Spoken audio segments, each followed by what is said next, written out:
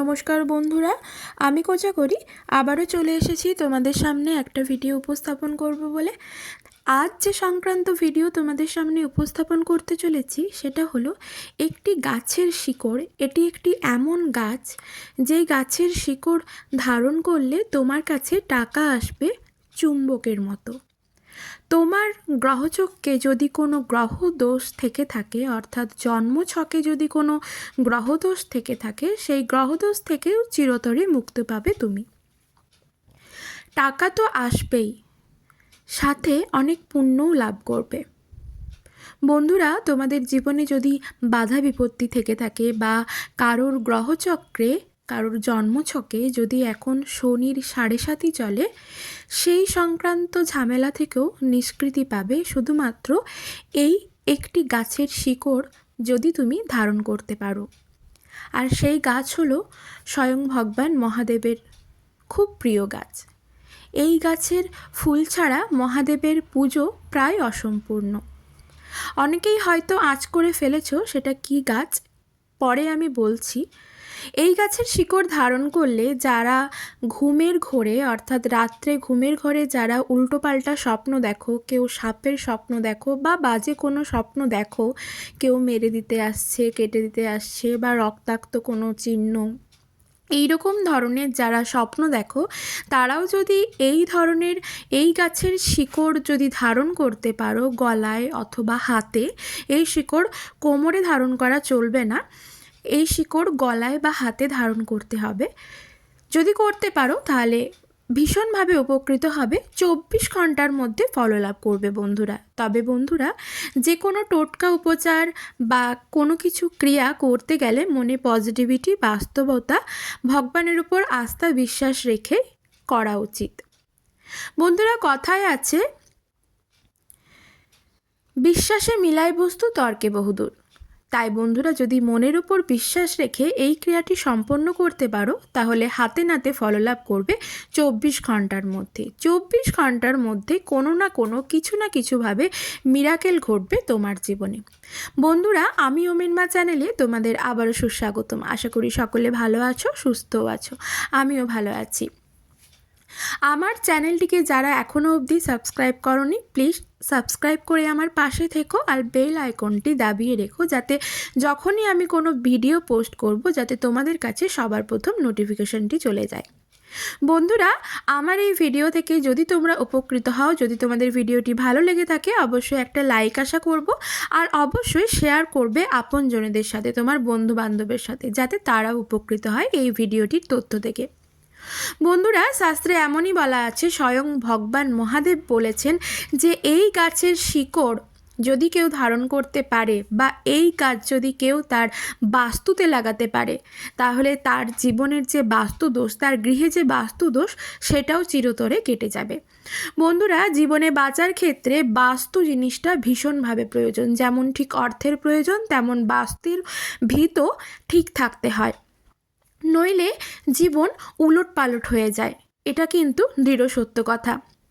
আমরা অনেকেই জ্যোতিষশাস্ত্র হিসেবে যদি বলতে যাই, জ্যোতিষীকে অনেকেই হাত দেখায় যাদের গ্রহদোষ চলছে, কালো সর্পদোষ চলছে, বা যাদের জীবন টালমাটাল খাচ্ছে, প্রচুর অর্থ লাভ করছে, অর্থ রোজগার করছে, কিন্তু অর্থের মুখ প্রায় দেখতেই পাচ্ছে না। অর্থ জমিয়ে রাখছে, সেই অর্থ যে কোনো উপায়ে হাত থেকে ছাড়া হয়ে যাচ্ছে। সেটা অ্যাক্সিডেন্ট প্রসূত বলো বা যে কোনো খরচা, শরীর খারাপ বলো, হঠাৎ করে এমন বাড়াবাড়ি হলো, সেখানে ডাক্তারখানায় গিয়ে ডাক্তারের কাছে দেখানোর পর ভীষণভাবে টাকা বেরিয়ে গেল। এইগুলো কিন্তু গ্রহদোষের হেরফেরেই হয়ে থাকে বন্ধুরা। এটা মানো চাই না মানো, এটাই কিন্তু দৃঢ় সত্য কথা, এটা কিন্তু মানতে হবে। বাস্তব জীবনে বন্ধুরা, আমরা অনেকেই বলি টাকা ছাড়া কিছুই হয় না। অনেকে আমরা ভাবি টাকা দিয়ে কি হবে, কিন্তু এটাই এক্স্যাক্টলি সত্য কথা। টাকা ছাড়া কিন্তু কিছুই হয় না। টাকাই তোমাকে বাঁচাতে পারবে, টাকাই তোমাকে খাওয়াতে পারবে। হ্যাঁ, অবশ্যই টাকা তুমি চিবিয়ে খাবে না, টাকার দ্বারা জিনিস ক্রয় করে সেই জিনিসটি তুমি খেতে পারবে। তাই জন্য তোমাকে নিজেকে সুস্থ থাকতে হবে। সুস্থ থাকার জন্য টাকা উপার্জন করবে, টাকা উপার্জন করে সেই টাকা দ্বারা তুমি নিজে সুস্থ থাকবে, পরিবারের সকলকে সুস্থতা রাখতে পারবে। তাই বন্ধুরা, মনে পজিটিভিটি রেখে এই গাছের শিকড় তুমি ধারণ করো। আর যদি পারো, এখন অঘ্রাণ মাস চলছে, মা লক্ষ্মীর মাস। অঘ্রাণ মাস কিছু কিছু উপাচারের ক্ষেত্রে খুবই গুরুত্বপূর্ণ। যে মাসগুলি লক্ষ্মী মাস হয় বন্ধুরা, সপ্তাহে প্রতিটি দিন বা মাসটি বা প্রতিটি মাস, বছরের প্রতিটি মাসই কিন্তু কোনো না কোনো দেবদেবীর উদ্দেশ্যে নিবেদিত। সেই রকমই এখন চলছে অগ্রহায়ণ মাস, এটি হলো মা লক্ষ্মীর উদ্দেশ্যে নিবেদিত। তাই বন্ধুরা, এই মাসের যে কোনো দিন বলবো না, যদি পারো সোমবার অথবা মঙ্গলবার অথবা শনিবার এই ক্রিয়াটি সম্পন্ন করো। যদি এই গাছের শিকড় মানে এই গাছটি যত্রতত্র দেখা যায়, আগে থেকে খোঁজ করে রেখে এই গাছের শিকড়টি নিয়ে আসতে হবে। এই জন্য যে আগে থেকে তোমাকে গাছটিকে আমন্ত্রণ বা নিমন্ত্রণ জানিয়ে আসতে হবে এমন কিছু মানে নেই। এই গাছটি তুমি যে কোনো নার্সারিতেও পেয়ে যাবে বা তোমার বাড়ির আশেপাশেও কিন্তু এই গাছটি দেখাই যায়।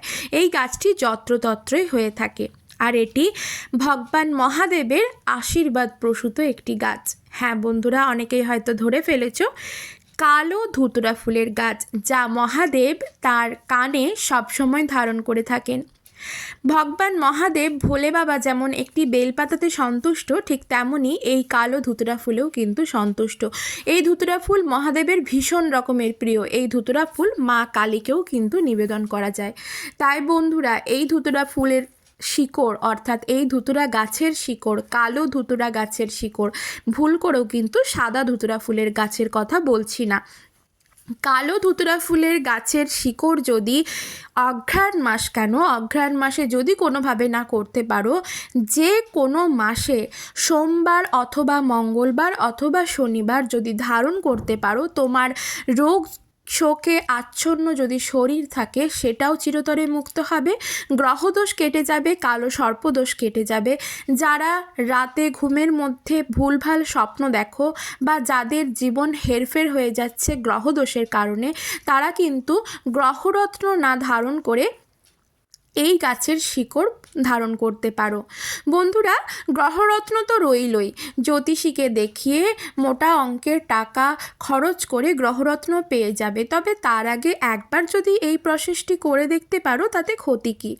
এটি তুমি বাজারেও কিনতে পেয়ে যাবে, বাজারে 20 টাকা কি 10 টাকা মূল্য নেবে তোমার কাছ থেকে পেয়ে যাবে। তবে সেখানেও কিন্তু একটা ভুল থাকে যে সত্যিই কি এটা কালো ধুতুরা ফুলের গাছের শিকড়, এটা কিন্তু মনের মধ্যে আসতে পারে।